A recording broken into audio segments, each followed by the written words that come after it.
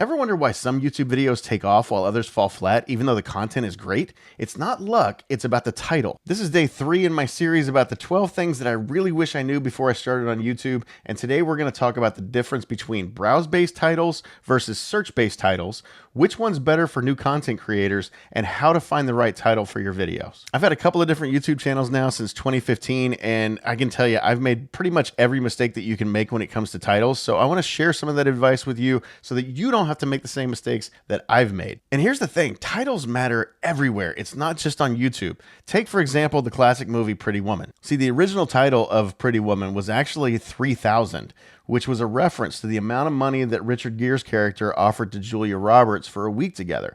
And very quickly, the filmmakers realized that that's not really a great title. It doesn't really conjure up a lot of images of a great, like, romantic comedy. And so they decided to change the title. They changed it to Pretty Woman based on the Roy Orbison song that plays in the movie. It's a good thing that they did that because I don't know that the movie 3000 would have really drawn in the same amount of customers and the same amount of viewers as the movie Pretty Woman. And overall, Pretty Woman made over $460 million at the box office on a $14 million budget. So it did pretty well considering it had that new title. And see, the same thing really applies when it comes to our YouTube videos and it comes to trying to figure out what titles work and what titles don't, particularly when you're a smaller YouTube channel, you don't have millions of subscribers to fall back on. You have to find a way to get attention, and you have to find a way to have people find your videos and view your videos to ever blow up. So let's start today by looking at the difference between search-based titles and browse-based titles, and let's figure out which one of those is better for us. All right, so as you can probably guess, a search-based title is basically one that contains keywords that are going to be important for finding that video in both YouTube and Google search. A browse-based title, on the other hand, is really more like looking towards something eye-catching and something to kind of get curiosity in the viewer and things like that. And so if you're shooting a video, for example, on the best microphones of 2024, a search-based title would be the best microphone or the best budget microphone of 2024 or something like that. Whereas a browse-based title would be something more like, you won't believe this microphone or something like that. Okay. It's not necessarily designed to be picked up in search. It's more designed where if somebody's scrolling through their homepage or whatever, they're going to see that title and hopefully click on it because they're curious about what's on this video. Now, both of these are obviously very important when it comes to YouTube, but for new content creators, search-based titles tend to be better and tend to give us better results than a browse-based title. For example, I was going through YouTube the other day and I'm scrolling through and I see this video with the title that just says, "I'm quitting YouTube." And then the thumbnail was this lady's picture and it says, "I quit." And when I pulled it up, and I didn't watch the video, but I pulled it up to see what this creator was.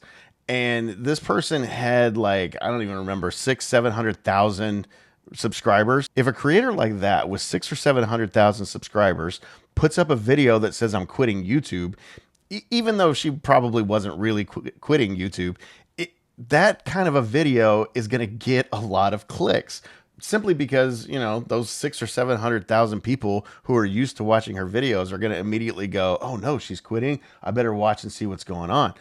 If I, for example, put up that same video and said, "I quit," with my 54 subscribers right now on this channel, yeah, I'm pretty sure nobody would care. Like, people would just scroll right past and go, "Okay, I don't know who you are, so it's fine. You can quit if you want, I guess." It's not going to work for somebody like me. And that's the thing with starting a new YouTube channel and trying to get with titles and trying to start with titles. When I first started this channel, for example, I was so used to watching all of this stuff on my homepage that I thought that's kind of how titles worked now. That, you know, it's been a while since I've been in YouTube. It's been a while since I've been creating content. And so I just assumed that browse-based titles are where you need to go. And I started creating videos like that, and my views were terrible. And the ones that I have that have browse-based titles are still not doing very well. So for me, I really needed to figure out that shift, that search-based titles are a lot more important to folks that don't have that huge subscriber base to fall back on. See, search-based titles are important because people are going on YouTube all the time, and they're using that search. It's not just about the browse feature or whatever. Not everybody goes into YouTube to just like scroll through their home feed and try to find something to watch. Some of us do that, but a lot of people go onto YouTube looking for something very specific. They go in, they click that search box, and they type in what is the best microphone in 2024 on a budget or something like that. And whatever comes up, that's what they're going to watch. And so it's important to try to rank on that.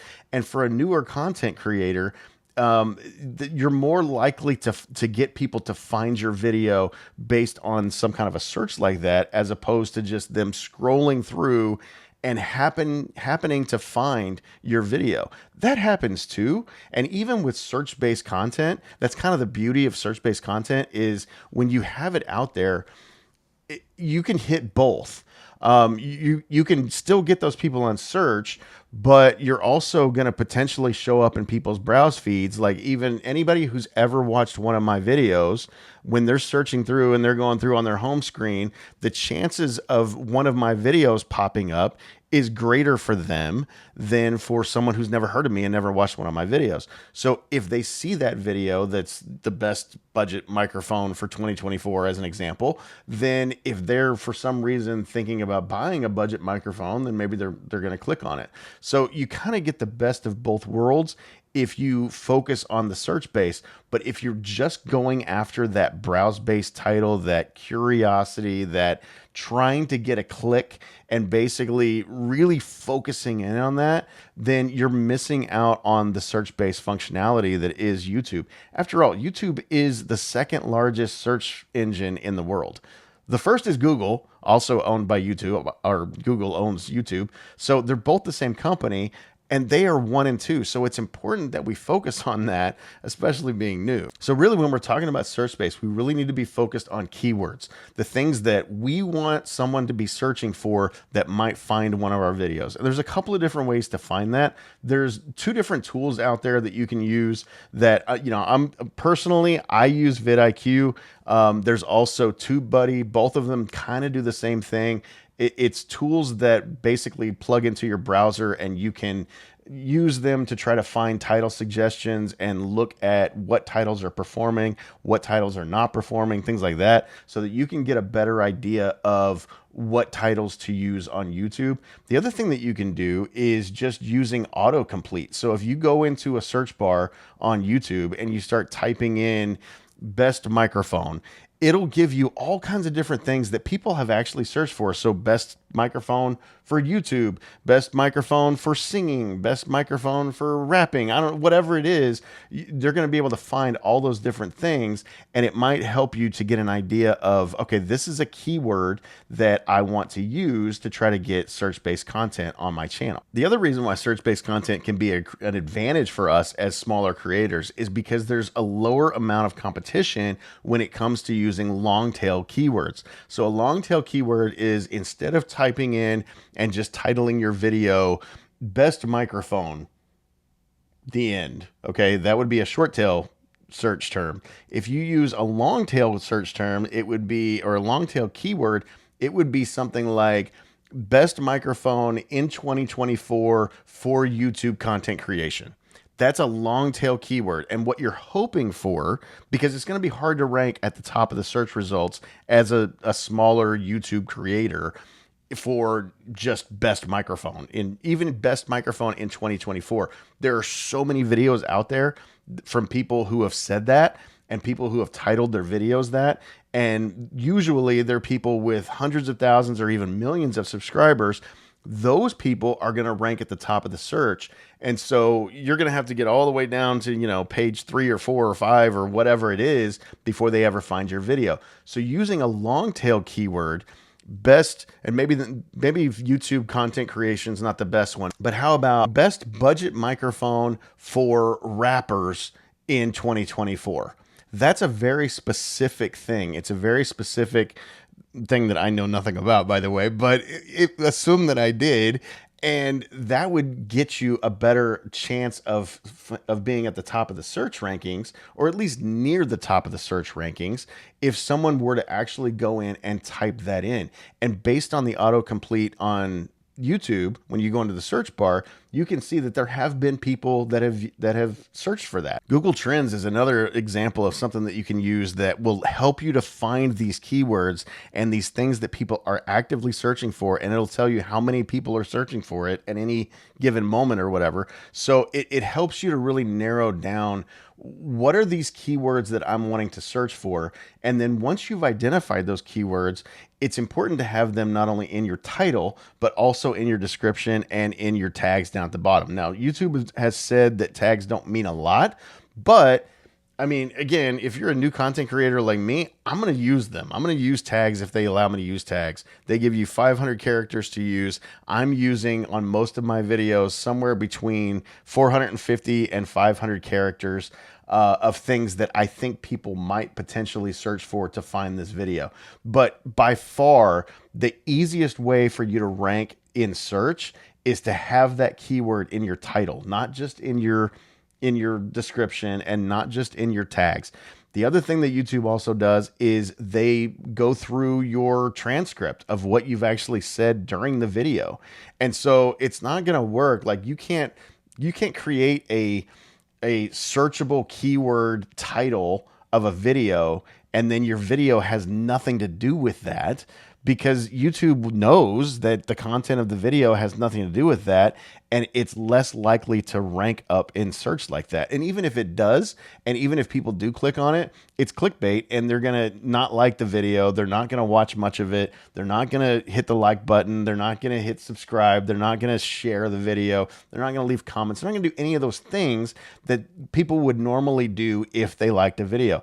And speaking of which, while we're on that topic, by the way, if you do like this video, if you're getting value from this in some way, do me a favor and smash that like button for me. It really does help the content.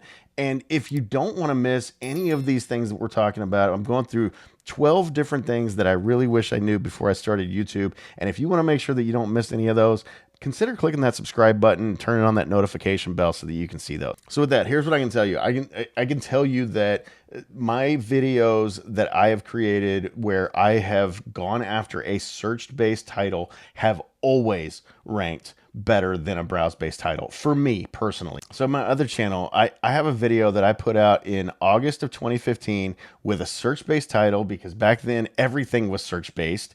So all of my titles were trying to find people that were going to search for that particular title. So it was a search-based title. It has like 350,000 views or whatever. And even today, what is this, 9 years later, that video averages 86 views per month. And 86 views per month is not a lot, but you got to think that's 86 views per month 9 years after I made it.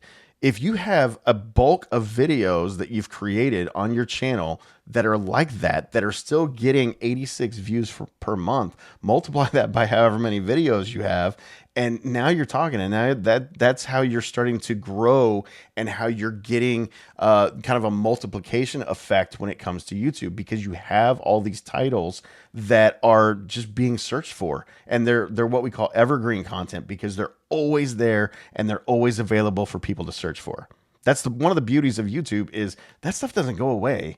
It will always get that, or at least it will always have the opportunity to get that for as long as YouTube exists. Now, obviously, don't get me wrong. I'm not saying that never make a browse-based video, because there is going to be a time when every content creator has to kind of shift to that, or should be shifting to that, at least in some degree. And you should always have kind of a combination of both of those things, but just not in the beginning. And the videos that work best for browse are things with like wide appeal to people, or things that are trending topics and stuff like that. Those are great for a browse-based title as opposed to a search-based title, because like right now, the things that happened in week 1 of the NFL season, for example, is a hot topic right now because it just happened. But 2 years from now, nobody's going to care. And so that's not an evergreen thing that will ever be searched for again. But right now, if somebody sees that, if somebody has watched NFL content, for example, in the past on their channel, and you put up a video about, you know, something that happened during week 1 of the NFL season, it's more likely that that will pop up on their home screen and they might view it. So stuff like that, it's good for using browse titles as opposed to search based because you don't care about the long term. So it's really, like I said before, it's really about finding that mix eventually between the things that are hot right now and that people are going to click on right now and the things that you hope they're going to click on 9 years from now 86 times per month. And then the other thing that we do is we look at data when we look at our analytics pages to see what's working and what's not. And if a title didn't work, if you tried something and it didn't work, like for example, the first video that I put out on this channel was about, why I'm starting up a YouTube channel again and why I'm starting a new channel and I lost my job and was unemployed and whatever. So when I started that and I put it up, I had a very browse-based title on it and it didn't do very well. And so I changed it, I don't know, a few weeks into its lifetime and changed it to more of a search-based title. And it started to get more views and it continues to get views today, even though, I mean, not a huge number of views, but it's going to continue to get views. And as my channel gets bigger and as my subscribers grow, then the likelihood of that being an evergreen video are going to increase.